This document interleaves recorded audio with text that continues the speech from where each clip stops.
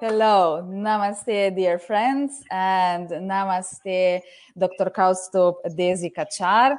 Namaste, Katja Ujcic. Namaste.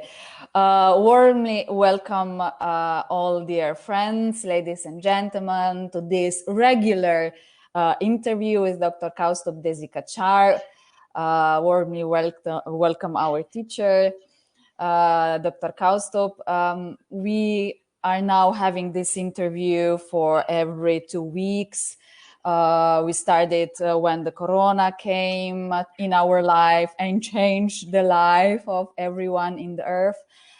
We wanted with Dr. Kausthub Desikachar, we wanted to help people and connect to each other, to the people that we know through Kausthub, the students and all of you that are very interested in yoga therapy, in spiritual development, and in spiritual health, in spiritual healing. So please, my dear friends, let us know if you can hear us, if you can see us first, of course, and let us know if from where are you. It's very nice to see that we are from all over the world. We are very interested to know and to see where are you from. It seems like everything is okay. Great. I hope that internet and headphones will be okay today, Kausthub. Yes. Yeah. Wow, another headphones. Very good. Yeah, this is very good. So, Kausthub, you are getting more and more technical, but you already are. Yeah. Well, my daughter suggested that I can use the Bluetooth headphone. She's more technical than me, I think. The teenagers are much advanced today. You think that they are just a small question? They are advanced also in spirituality? I think they are more advanced spiritually than probably we were at their age. Now, for example, my daughter is now studying the Yoga Sutras already with me, and now she's in the third chapter. Oh, nice. She's only 17. And I had no idea what was the Yoga Sutra at 17. I knew what yoga was because I did some asana and pranayama and some things like that, but I never studied the Yoga Sutra word to word meaning and things like that at 17. So I think they are a bit more advanced than we are. Wow, it's very interesting to hear that. Yeah, very good. So we have here our dear Rani. Hello, Rani, and our dear Marilyn Monroe. She is also here with us from Frankfurt. She lives in this lifetime in Frankfurt. Hello, Sabine. Marilyn Monroe is timeless. That's why she's still in Frankfurt. Exactly, yeah, she didn't die at all. Letitia and Gabriela from Italy. Hi, Erika from, let me see, from also Switzerland, as Rani. Deb, hello Deb from Melbourne. Hi. And Seung Hye Cha from Korea. Great. So, today we're going to talk about challenges in spiritual healing, especially for the care provider and also for the care seeker. Why we choose that topic is because many of us are therapists, are healers, and coaches, mentors, also mom and dads in the end, yeah. And I think we need to really be aware of what is happening on spiritual level in healing. So we need to be aware of some other deeper energy flow underneath. And this is why I invited, when we talk with Kausthub, we suggested that in that time it's very good for us as a healers and as a therapist to be really very ethical professional and to really know what's going on and what are the responsibilities of care provider, care seeker. We are all going to talk about that. And Dr. Kausthub Desikachar is going to address this also from his fantastic, profound, but yet practical point of view that we all love. And we are all then, wow, filled with light when we are listening to that kind of interviews with him. But first, as you know, Dr. Kausthub Desikachar, he's always chant for us. And today you, Kausthub, prepare a very, very special chant for us, yes? I hope so. This chant is called Ayur Mantra. It's a chant about health. So it's very, since we are talking about spiritual health with regard to both the care seeker and care provider, I felt that this is the most appropriate chant we start with. Great.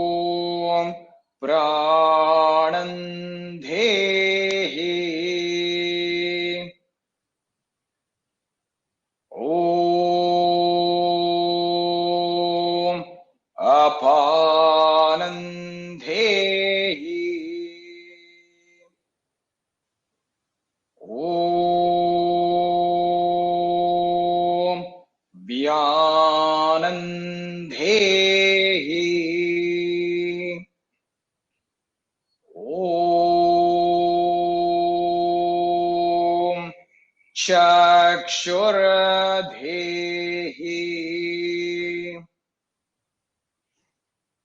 Om Shrotrandhehi. Om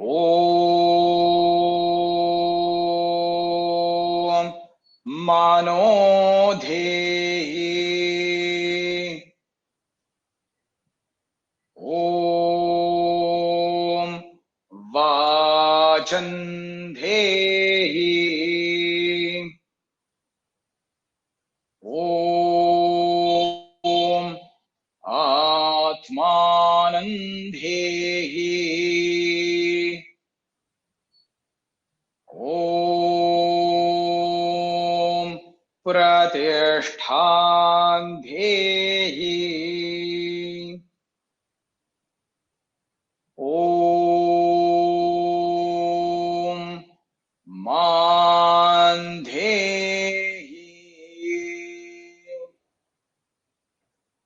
Om Maidhehi.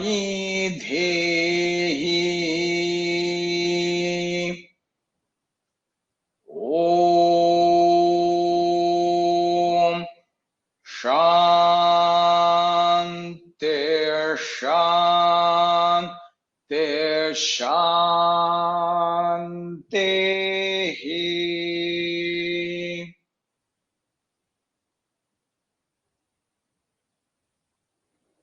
Namaste. Namaste. It was very, very beautiful and full of light, yeah, and stability, I think, yeah. So we are here to welcome also Michelle. Hello from United Kingdom. Shailaya, yes. Carol, Sirisha, Cheryl from we don't know. Kasturi, hey, hello, Kasturi, and Rebecca. Good morning to Rebecca. Great. So, Kausthub, thank you very much for joining us on this interview on a topic that could be also controversial in a way if people cannot understand it right, especially for the, let's say, a spiritual healer, which I think everyone has its own original print of a spiritual healer inside. Everyone is unique as a healer. So maybe you can share your own story, how you become aware of your potentials of being a spiritual healer and spiritual mentor, that we are all aware where we are with you as a student, as clients. Wow. So, namaste, Katya. You are so happy you start with an atomic bomb question. I'm so sorry. It's a question for you. I know you will answer. Actually, one of my students who is a numerologist, she told me, sir, be careful this weekend. It's an explosive weekend because some Mercury and Saturn are in retro or this or that, she said. And I was wondering what that explosion is going to be. And there is your first question. The explosions have begun. And now you know. It's okay. Now you know. Yeah.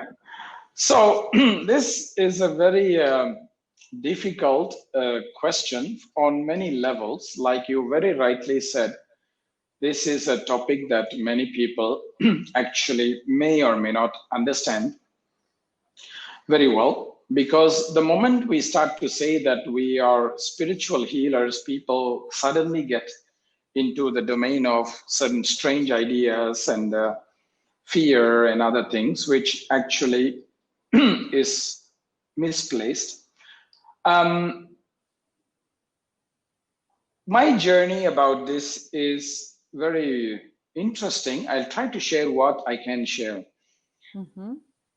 I've been very, very privileged, very, very blessed that I studied the yoga therapy with my father, and he would always ask me to sit with him and observe what he was doing and how he was helping students from around the world.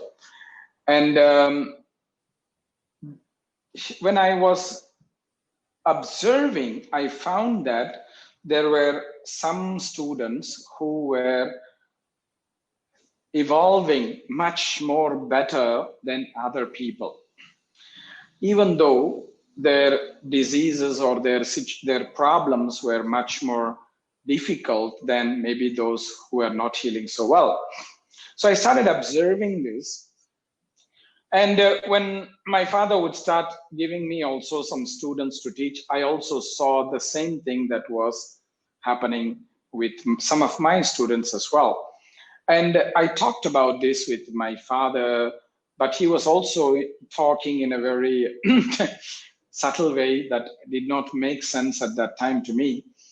But eventually I realized what he was saying is that the healing is not just happening on a material plane, where at the level of the body, but there's also something else that is happening between the care seeker and the care provider, which is the energy, the connection between the care seeker and care provider.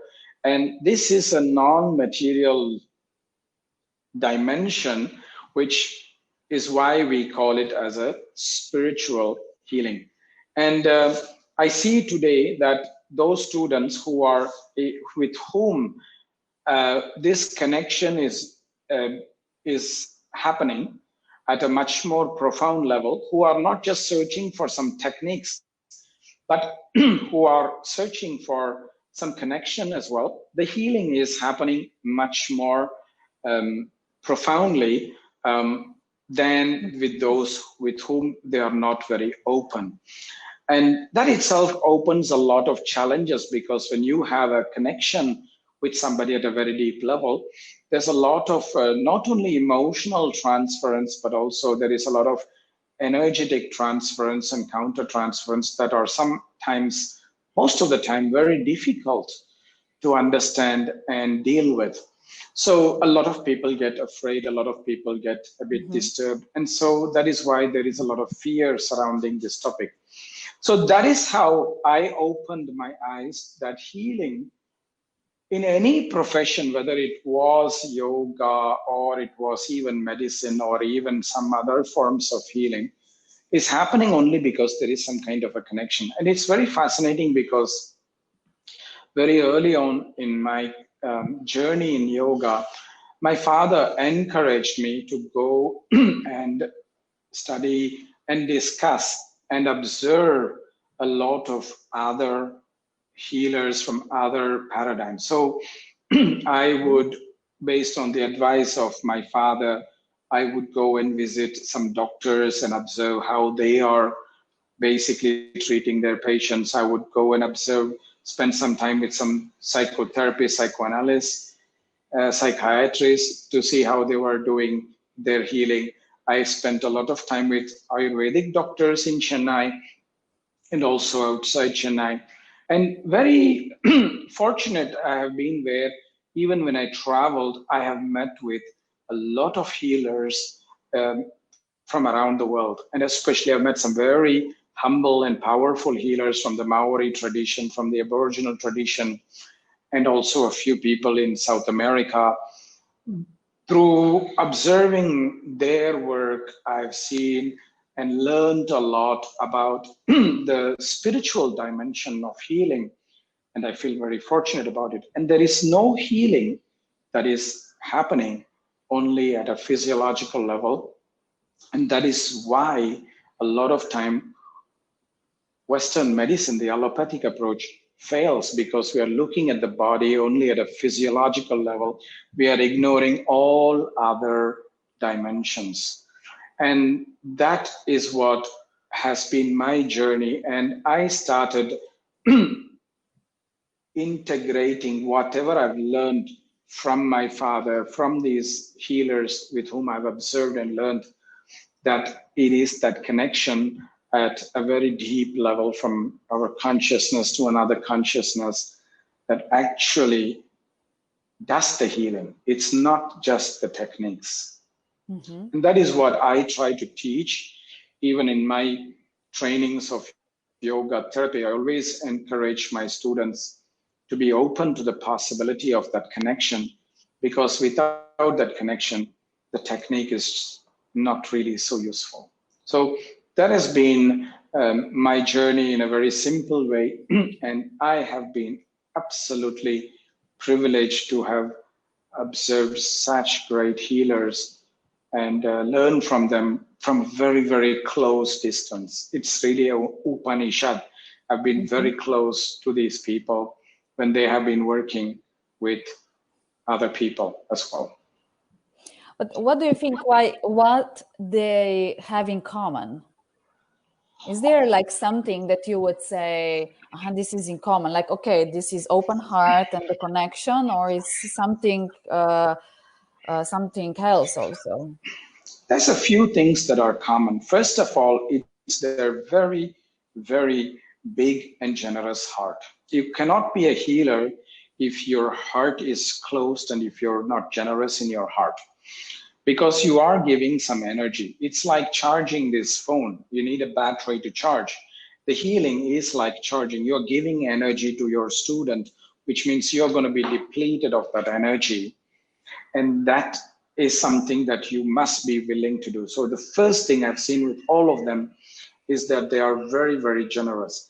The second thing that I've seen them with most of them is that they are all very confident. They are not afraid to engage in that connection. Mm-hmm. They are not at all afraid to engage in that connection, because that connection can open a whole lot of dimensions that is not comfortable. Just to put it in a very simple way, it brings up so many unknown and unusual and challenging circumstances. None of these people had the fear about facing this. It's not that these things did not happen just because you have confidence. When you have confidence, you are able to deal with it better. So that's the second thing I observed, which is that they all were very, very confident. And the third thing that I have observed, and that I feel is the most important, is that they all were able to seek help, either from their own teachers or from a very strong and deep connection to the divine in whatever form you want to call it, whether it's nature or a deity of a certain religion, or even a teacher or something like that. They could seek help because they had this very deep connection with their own teacher or the divine. One of the two they all had. And these three, I feel, are the most common things between all these teachers. Very, very common. Mm-hmm.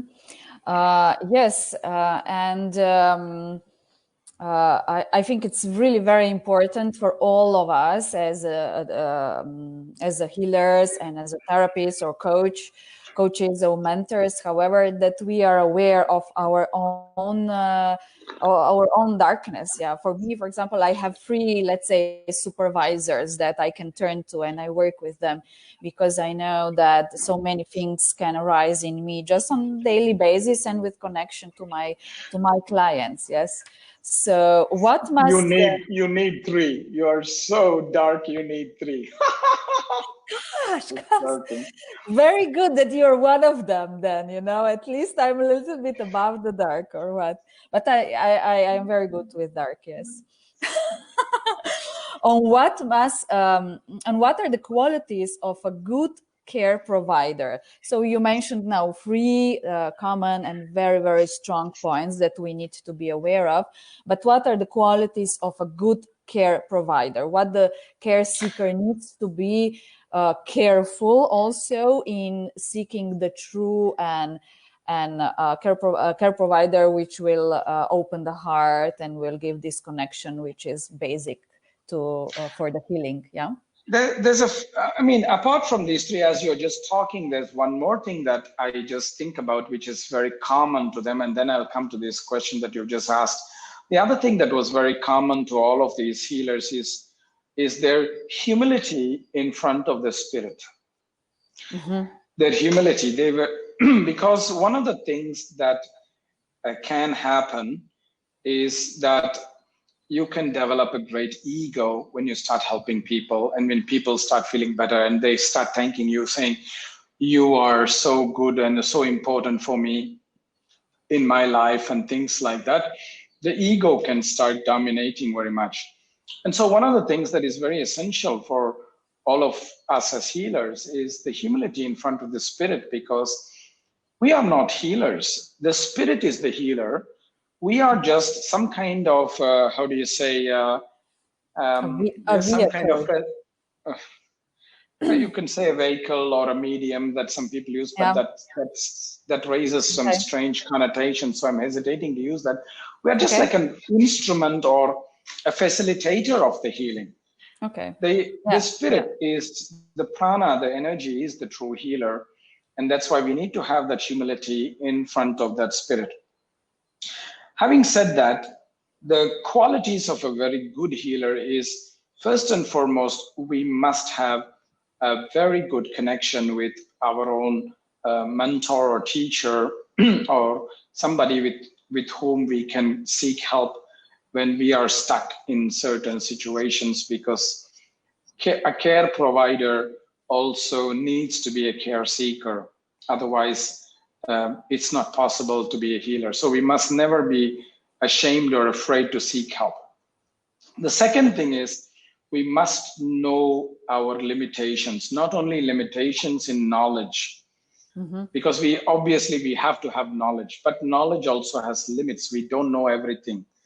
But there's not only the limitation of knowledge, there is also the limitation of energy, of how much, whether we are at that moment able to manage the healing of somebody or not. When we sometimes are overwhelmed by something, we must be able to know our limits, saying, okay, right now I cannot take more than 1 student or 2 students on this day. I have to postpone it to another day or another week or something like that. We must know our limits. Absolutely, we must know our limits. And these 2 are very, very critical. And again, another thing that I also feel is one thing that my ancestor Nath Muni says is we have to be a mauni, somebody who is silent.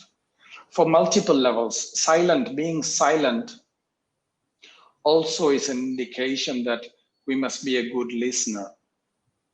That means we are not always doing the talking. We have to be able to listen to our care seekers, what they have to say, and listen to the environment, the nature, what it has to say, because the energy can only do its job when it's the right time, it's the right space. Otherwise, we are not going to be able to work with non-material aspects of healing. We need to be able to listen to nature, listen to the signs that nature is giving, etc. But also the concept of mauna also means that we are not divulging what people share with us to other people. We have to be very, very confidential. What people share with me, I don't share with anybody in my family, in my friend circle, and even in educational circumstances. I try to make the person very anonymous and change some details of the stories so that it doesn't expose that person, but others can still learn from that. So the concept of mauna, confidentiality, is very, very essential. And then there's also another thing that is very, very important, which is we have to be non-judgmental. Whatever the care seeker is sharing, we cannot judge them as good or bad or this or that, because that itself is an important aspect of healing. Just the feeling that people feel that there is a safe space for them to be whoever they are. And the more they share, the more they will become better. And this I really learned from one of my very good friends who is also a healer, who told me that a person is as sick as their secrets. Wow. Which means if a person is not able to share some of their dark experiences, dark feelings to the healer, that's going to eat them away from the inside. So that's why we need to give a safe space for that to happen.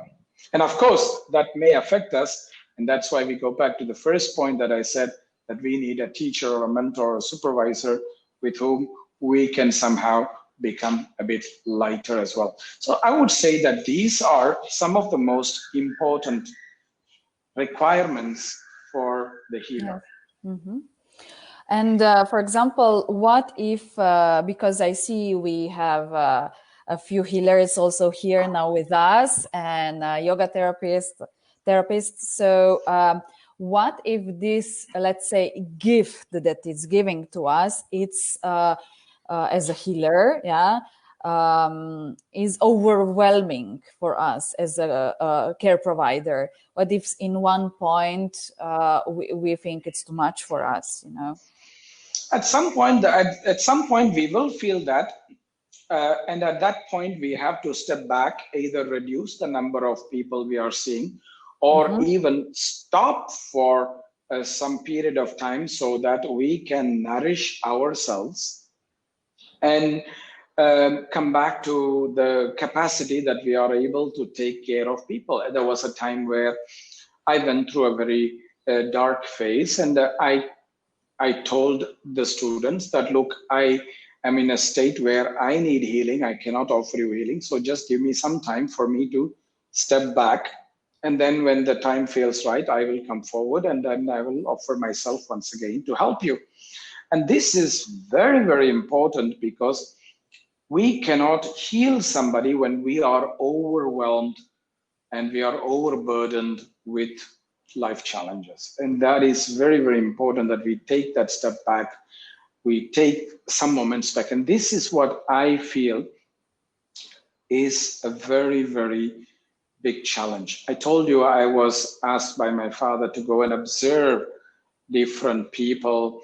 And I remember I was observing one of the psychoanalysts in Germany, and he was seeing something like 10 clients per day, 6 days a a week. And I said, and he was, I mean, at some point, he was even telling me that he would sleep during the sessions when they were talking because it was just too much. And so I said, so why do you see the people so much? And he said, well, there is no way I cannot see, because if I don't see, I don't earn enough money to support me and my family. And that is the big challenge in modern era, where everything revolves around money, that people push their limits beyond their capacity, and that is not healthy. You have to step back at some time. Exactly. We will talk about that issue in a few moments, the money and the payment and so on. But let's first focus also on this ethical point of view, or let's say that we know ourselves as a healers, as a therapist, and that we are ethical towards ourselves and towards, of course, clients. So what does the care seeker, so a client, someone who needs help, needs to be clear when he or she comes to a care provider? Is there any sorts of, let's say, pre-knowing or pre-clear, that it's more clear, you know, in the head of the care seeker? It's not so clear, because one of the problem with, let's say, these kind of spiritual approaches like yoga, Ayurveda, Chinese medicine, and traditional systems is that the person has to take responsibility for their own healing. The healer or the care provider cannot do any magic. But somehow, because there are systems like, let's say, Western medicine or acupuncture or massage therapy, etc., which people go to, and I call them the pampering healing methodologies, because there the care providers are pampering the patients, because the patient is very passive. If a doctor has to do a surgery on somebody, the patient is passive because they're knocked out with the anesthesia, and they basically have to do nothing. The doctor is doing all the hard work along with the nurses to cut all the bad parts and then throw it away, and the person is cured. The same with the massage therapist. The poor massage therapist is giving so much energy with the hands and sometimes with the legs, depending on the type of massage they're doing. And the care provider, care seeker, is just lying on the massage table and just relaxing, or sometimes screaming in pain, but they are actively not engaged. So this is a challenge, because many people come with that expectation to the healer that the healer has to somehow take away their problems. Now, even if the healer is so powerful to take away some of these problems, it's not going to happen unless the care provider has empowered and somehow given some form of consent and openness for the healer to be able to take some of these energetic darknesses as well. So the kind of empowerment that is needed by the care seeker, that is what many care seekers are forgetting, and sometimes they get very angry with the care provider because the problems are not getting better, because they're not willing to transform. Yes. People want change, but they don't want to be responsible for the change. They want the transformation. Okay, my problems should disappear, but they don't want to take responsibility for the problem to disappear. And more importantly, they don't want to take responsibility what the transformed state will bring them. Exactly. Wow, good point. Yeah. But the transformed state will bring them. They don't want to take responsibility at all. Exactly. And it's sometimes then, as I found also in me, of course, and in other clients of mine or people, it's better to stay, I call it, in the present swamp, which is warm and nice, and we know how is it, and then to climb up from that. Yeah. Yeah, it's like that, you see. The earrings are falling. So thank you Yes, very. I mean, lot of the time, you know, people want that fantasy. They want that magical healing and a happy ever after ending. The stories that you read from the Middle Age, they always have that last line, and they lived happily ever after. Yeah. And they lived happily ever after. That's not necessarily the end result of change. That is fantasy. Exactly. That's not That is, reality. yeah, fairy tale. Exactly. It's terrible. Yeah.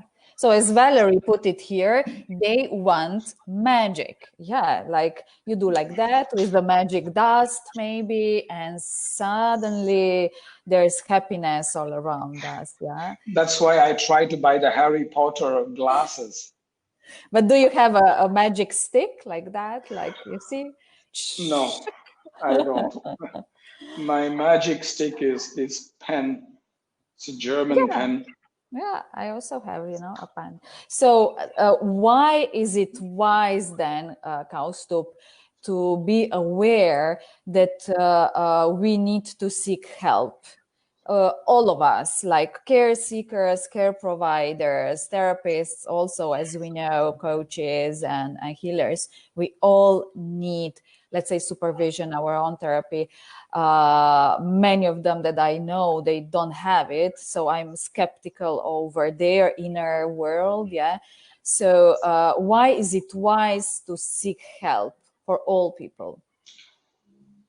I think it's the reality, and I learned it the hard way, that we cannot solve all our problems on our own, and we are living in a collaborative world where we need to reach out and seek help at some point or the other.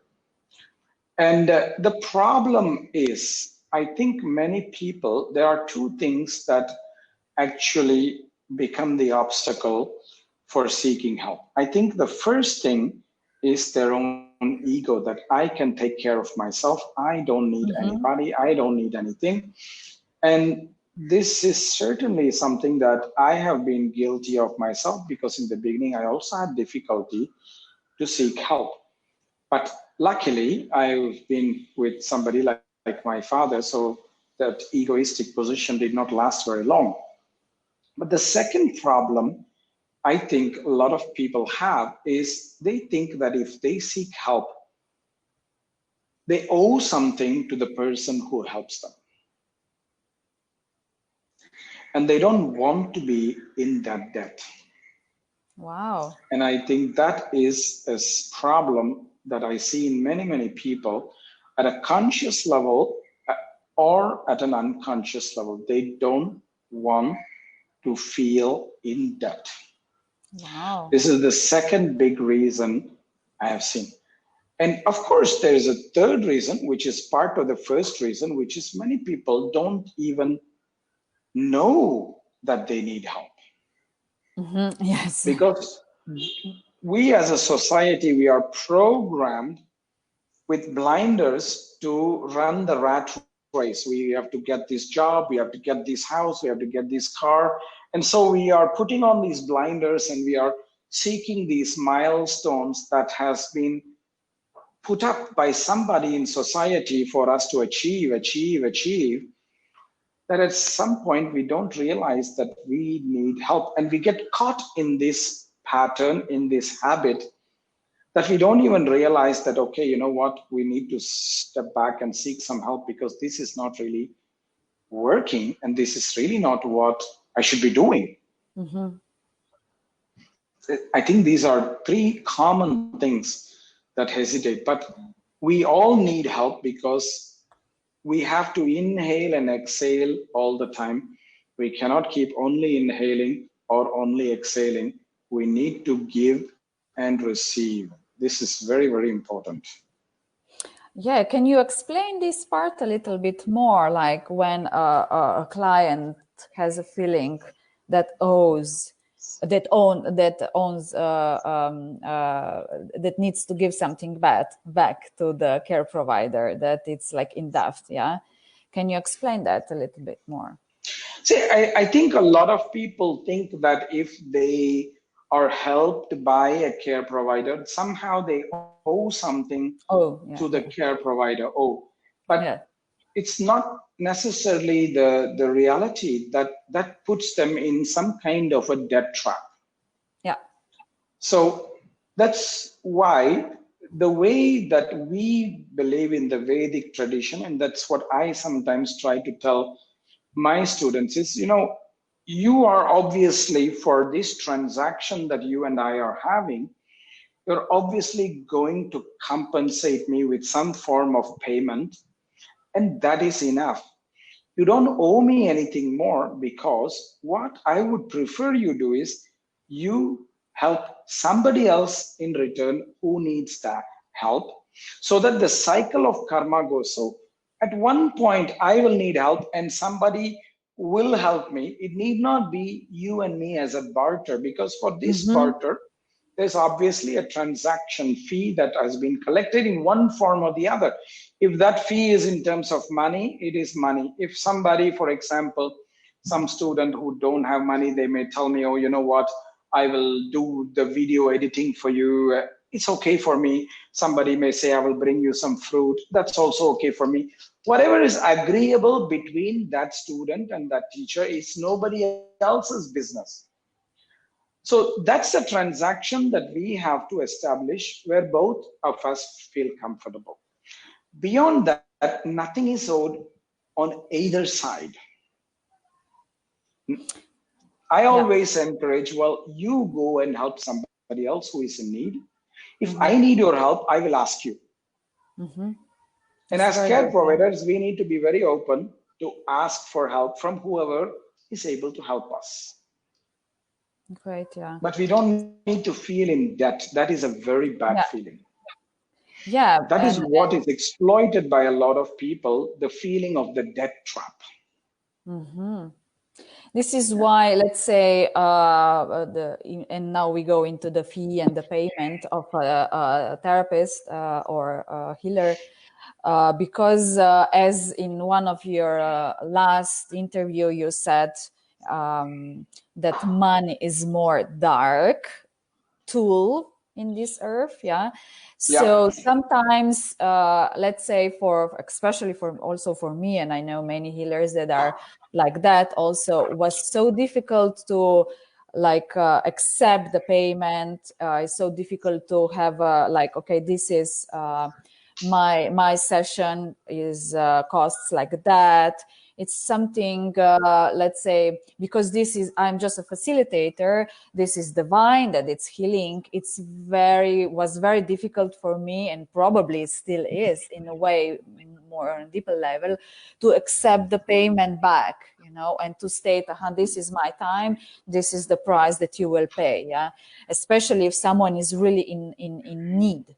So how would you comment on that? Like, how can we be more clear on that money issue and this? It's very simple. Just tell yourself that you are in the energy business.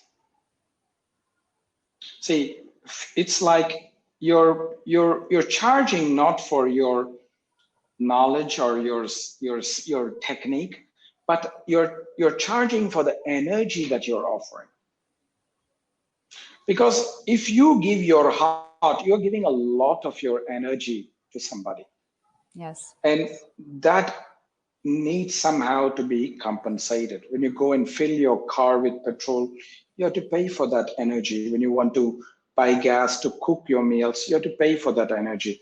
When you have to have electricity to light up your house, you need to pay for that energy. So in some way, it's the same thing. We are working in the energy business, so to speak, where we are, as a healer, we are giving that energy. Now, that's the most critical thing that we have to accept, and we have to value the energy that we are offering to our students. Right, yeah. And The problem is that there's somehow people misinterpret things, saying that people who are spiritual must not mix this and that with money and things like that. Now, that's not really the exact meaning of that. What it means is that the money must not be the focus of that transaction. It should be the energy. Money is a secondary part of the transaction, not the main transaction. And unfortunately, we live in a world now where all transactions are happening in money. And therefore, it's important to deal with that. In the time of Patanjali, there was no money. So they did not focus on the money. They focused on exchange of cow or goat or milk or fruits or vegetables, because that was the commodity of transaction. Today, it's not that. So we need to be realistic, and we need to honor the energy that we are investing and not be afraid to charge an appropriate fee for that. What is that fee? That is determined by how much each healer values themselves. Ah, okay. Yeah, this is the very big point also, yeah. Yeah. Yeah, and what I found out that many very, very good healers have a very, very low value of themselves. Is it some sort of let's say a pattern or something, or because I do find out this in many healers. Some of them are great healers; they are not aware of it so much. For example, I have one client now in mind, and he just cannot let's say go through all his darkness, but inside he's really great healer. And I found that very, very often. I don't know if you found that also, but yeah. I don't know if I want to call it low self-esteem, Yeah. or I want to call it the guilt to receive, because somehow many of the people who have good potential to heal others, they have an obstacle to receive. They have a guilt to receive, and this is I see in many healers as well. Wow.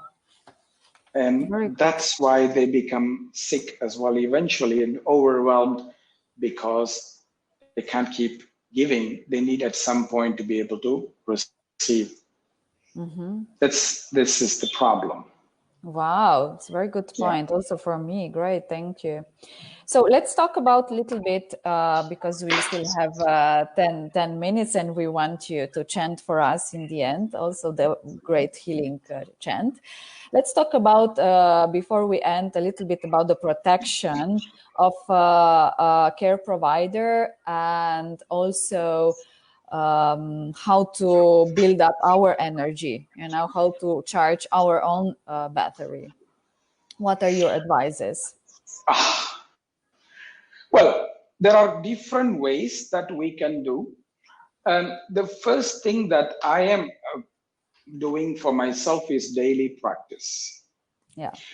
We have to do a daily practice that is vitalizing us with energy and cleaning us of the toxic energy. This is one thing that we have to do. And I would even suggest that we do two things, one in the morning, one in the afternoon, which is what I do. And normally, after the practice that I do in the afternoon, in the evening, not afternoon, in the evening, I don't give any further classes. Yeah.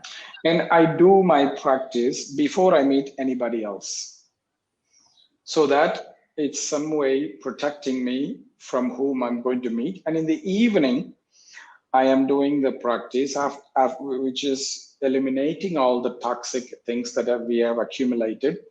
After that, I don't see anybody. After that, I have a shower and I light some incense in my room, in my house, in wherever I'm living, in all the rooms that I've been.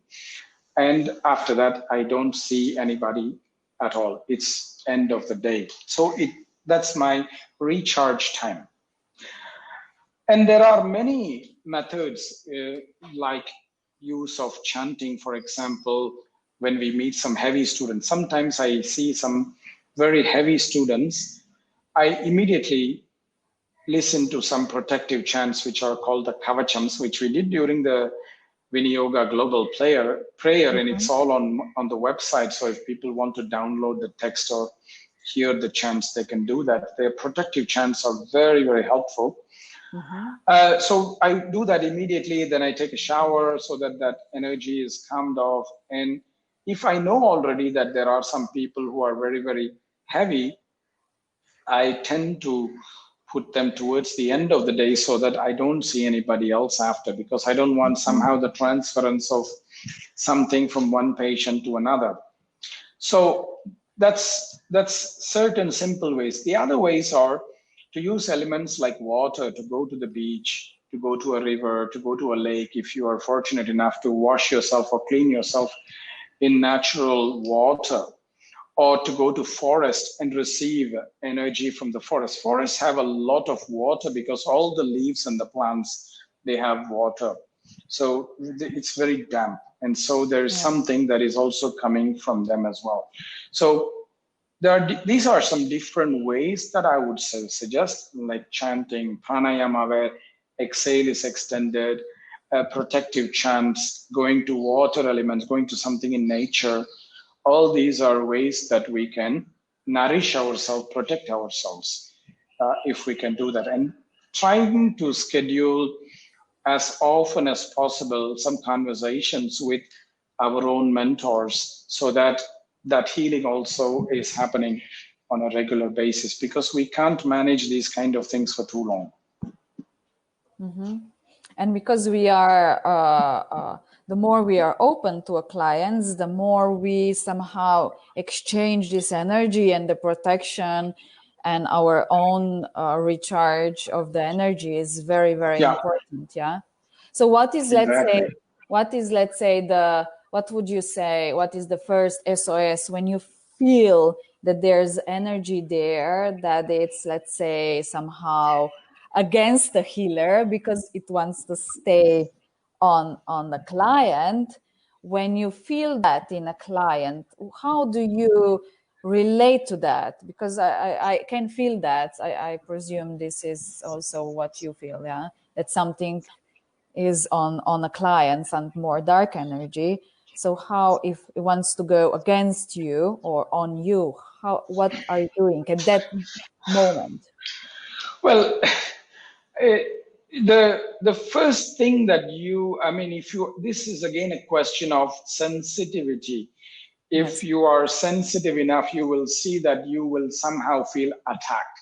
The body will somehow give you some signs that something is not right. There will be some bad feeling in your gut or in your heart, or you will have a severe headache, or something will start to manifest, which is totally unexplained. And if you are too strong, something may start to happen to your family members or friends or people who you love, because then you will focus on that rather than on healing or helping the student. So you have to be very sensitive to realize these kind of energetic transactions. And part of the problem today in the world is we are not so sensitive. We are very, very numb.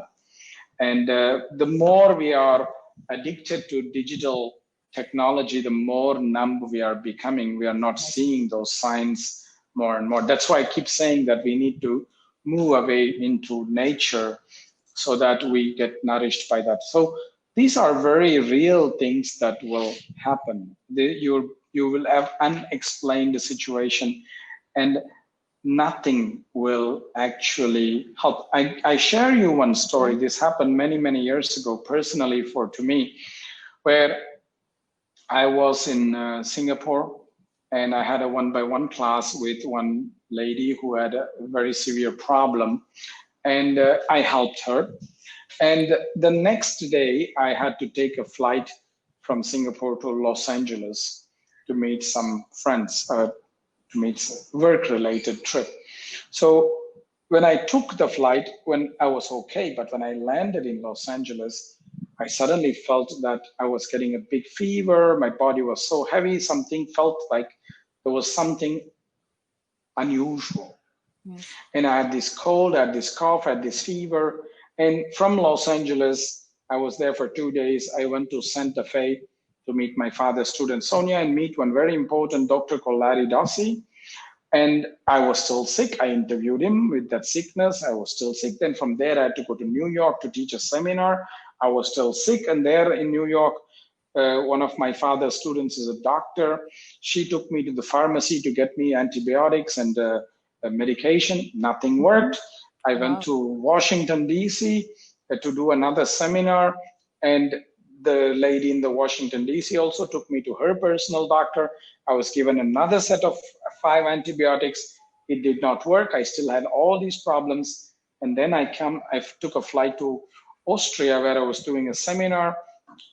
And I landed in Austria. And then one of the days, I think it was the first day or the second day in the morning, I wake up and suddenly I felt so light. Mm-hmm. I felt something had lifted from my whole body. I had no fever that day. I felt like my chest was expanding, my breathing. And I thought maybe it was the Austrian weather, that it was so beautiful and so clean air. So I decided to go and have a coffee, and I have a coffee and I'm checking my email and I see that email from that lady. Oh, dear Kausthub, today I feel something has lifted from me. In some way, I was carrying her illness. Wow. I felt like something was not mine. And it was unexplained. Yeah. And this is a real story. It's one of the stories there. And that's why I tell you, we are not charging for the time or for the technique. We're charging for the energy. Just imagine how much energy this. I think I paid 2 times in America, like $400, $500 for those antibiotics, but I did not charge this to the student. Yeah. So sometimes these things happen, and if you are open, it's really something that happens. Mm-hmm. Well, let's see. There is a question from. First, I think we can check. We already saw. If someone has any question regarding that topic to Kausthub, please let us know. Yukiko Hagivara, she said, I'm also the one who has been healed by your chanting. Dear Kokoro, cheese. Arigato. Arigato, hi. And Mitu Hassan, he said, good day, everyone. I can't believe this is really true. I never believed that this cure to this herpes, because of the hospital told me there is no cure. So, okay, this is something which is not, I think, for us, yeah. So it looks like we have invaders, which is good. Which is good. Yeah. The moment you talk about this kind of topic, you're opening all kinds of dimensions. And I think that is the danger as well, because when you are opening, this is what I tried to explain. Yeah. When you open this door of a connection, many things happen. And it's not really the forum on Facebook to share about all these kind of things. It's a much more private forum, because what we open and what we open ourselves to as a care provider and as a care seeker is a very profound concept, and it's a very big set of concepts. And so it's something that is not so straightforward and so simple that just because you're teaching a practice, it works, because that's the practice that is doing the magic. That's only part of it. Yeah. That's only part of it. I think we all that we are called as to be therapists, healers, coaches, teachers, mentors, that we are really, really doing a great job to the humanity. It's really full of compassion. Yeah, sometimes, of course, there are some other healers that are maybe deviating, but we could talk about that maybe some other time. And that we are really very responsible to ourselves and to the client, because now maybe we know a little bit more about that relationship and the energies that are going on underneath. So Kausthub, thank you very much for that, and we all thank you for sure that you are our spiritual healer and mentor. The moment we connect to the, let's say, interview and with you like that, I think we are all more alive and more happy, at least me, to see you and all my friends here on this interview. So we are going to end now this interview. It's almost 1 hour. If Kausthub wants to say something, you are welcome, Kausthub. Yeah. Well, there's a few things I want to say. First thing is that we, as a healer or as a teacher, we will attract those kind of students and patients or care seekers that we deserve. So if we are open in our hearts, we will attract the people who are also open in their hearts. If we are cold, we will attract students who are cold, because that is how the nature works. So at various levels of our own evolution, you will see that the kind of students that we will attract are different. Like even myself, when I think about myself about 10, 15 years ago, how I was, that is the kind of students I attracted. And now when I see that my heart is more and more open, I see that more students who are open-hearted are coming in my way. And this is how nature will work. So that's why as healers or as teachers, we always have to remember that we will attract that kind of people that we are, the energy that we are putting out, the same kind of energy will be attracting towards our life. That's the first thing I wanted to say. The second thing is, we also have to remember that we can help people at the level of their empowerment only, and we can help people only at the level of our empowerment as well. Oh my gosh. This we must not forget, because sometimes with some people we want to empower much more, with some people we want to empower ourselves much less. It's a fact. We will feel more open to somebody and less open to somebody else, because what somebody triggers in us is different from what somebody else triggers in us. So this is a reality and we have to accept it. And the last thing I wanted to say is, I don't think your bright and happy energy today is just because of me. But because of what, Kausthub? Share. Let us do the chanting. It's exactly 3:33 in India. It's a very good moment. Very good moment. So yes, thank you, Kausthub, for even more and more fantastic interviews with you, more profound knowledge and good energy that we are spreading here in this lovely earth. I'm so grateful. Thank you, my dear colleagues, friends online. Join us, please, in 2 weeks again, Kausthub. Yeah, the quarantine for the corona will be over in India, as I understood. Yeah, will you be still able for us to join on Saturday? Who? You. Me? Yes, in 2 weeks. Here. You're here, great. So this is what we want to hear. So in 2 weeks, we will have another interview. Warmly welcome. Stay tuned on my Facebook page. So for sure, we will talk about something great. You see that we are slowly going into more deeper and exotic and topics, you know, yeah. So that we are, of course, all respect, and we are deeply humble, yeah. So thank you, Kausthub. Thank you, dear friends, ladies and gentlemen. Now Kausthub is going to chant for us, a fantastic healing chant for the end of this interview. Thank you. Namaste. Namaste. So this is going to be another health mantra. It's called the Arogya mantra.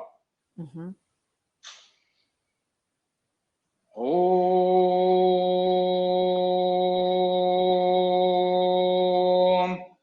Pranapanamyanodana samaname shodhyanta jyotiraham Viraja vipapma bhuya saggaswaha. Om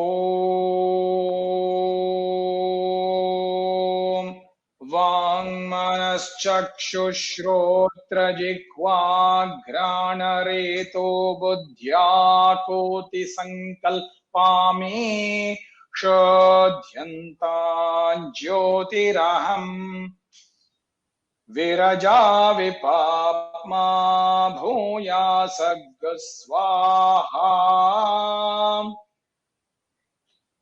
Om Shirah Panipada Parshva Prishthodara Janga Shishnopastha Payavomi Shodhyantan Jyotiraham Viraja vipapma bhoya saggaswaha. Om Tvakcharmamagum sarudhiramedhosthimajjame shodhyantan jyotiraham Viraja vipapma bhoya saggaswaha. Om Shabdasparsharooparasagandhami shodhyantan jyotiraham Viraja vipapma bhoya saggaswaha. Om Prathamyaptejo vayurakashame shodhyantan jyotiraham Viraja vipapma bhoya saggaswaha. Om Annamaya Pranamaya Manomaya Vijnanamayami Shodhyantan Jyotiraham Viraja vipapma bhuya saggaswaha. Om Vivetyai Swaha. Om Kachotkaya Swaha. Om Uttishta Purushahare Lohita Pingalakshi Dehi Dehi Dadapayitame Shodhyantan Jyotiraham Viraja vipapma bhuya saggaswaha.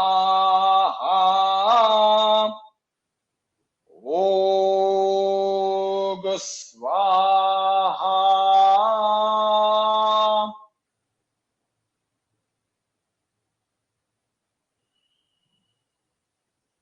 Namaste, my dear friends. Namaste.